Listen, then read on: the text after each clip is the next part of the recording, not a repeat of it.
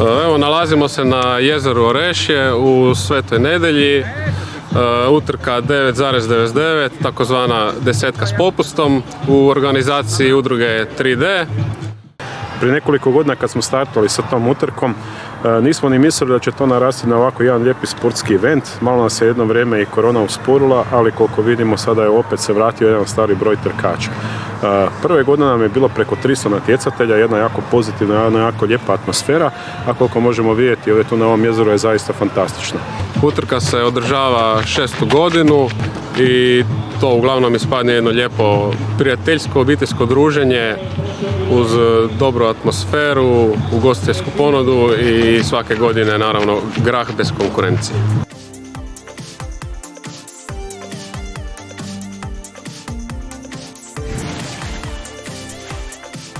Stošić, Zagreb Runners.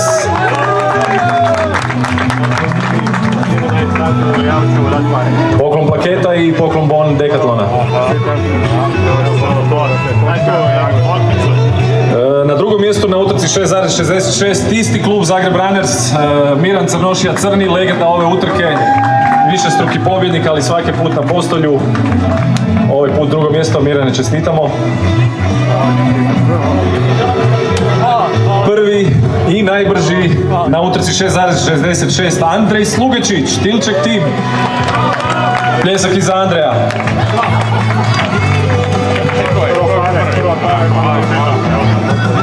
Dečki su bili najbrži raspon tempa. Iz susjednog Samobora, atletski klub Fit Zaprešić, trenerica također Nola Jandrečić, treće mjesto. Dobar dan.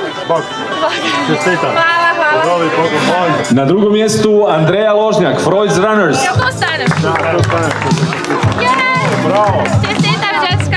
A pobjednica ženske utrke na 6,66, još jedna atletičarka iz atletskog kluba Fit, Maja Radočaj. Pljesak za sve tri cure. Evo, Fit postolje. Ajmo, cure. Mjestu od muškaraca Matija Kušić, Kcip Samobor. Vrijeme 40.09, pace 4.02 na relativno teškom terenu, ne pretjerano zahtjevnom. I domaći dečko na drugom mjestu Jan Hriberski, atletski klub Dinamo Zrinjevac. Također prisutan ovdje svake godine, uvijek visoko plasiran, bravo za Jana.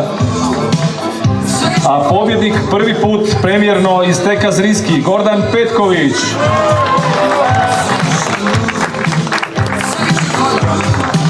Ovo je također bila brza utrka, Gordan je trčao prosječnim tempom 3.43. Na trećem mjestu Vlasta Mastrović, Mont Elektro. Jaka podrška Mont Elektro tima, izvrsno vrijeme, prosječan pace 4.32.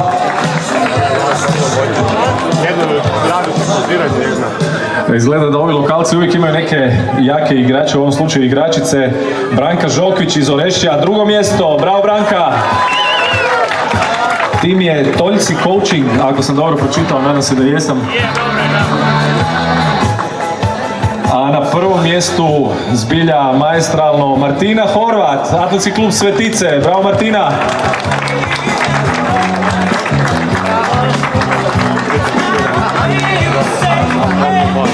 Martina imala pace 4.16, ukupno vrijeme 42.28.